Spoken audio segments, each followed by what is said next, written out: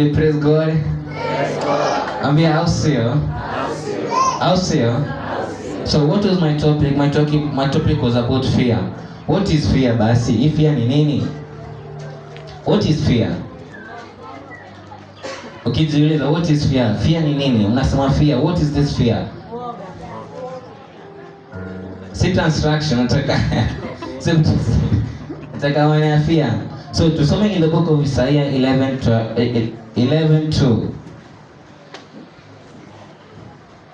Chukua mic unisomee Christopher Maricha, ni mtu yote tu. Isaiah 11:2. What is this fear?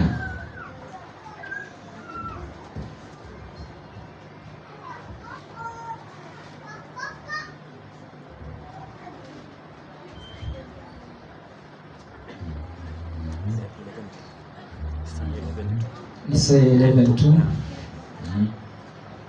Nasema, na roho ya Bwana akakaa juu yake, roho ya hekima na ufahamu, roho ya ushauri na uweza, roho ya maarifa na ya kumcha Bwana. Misha. As another version.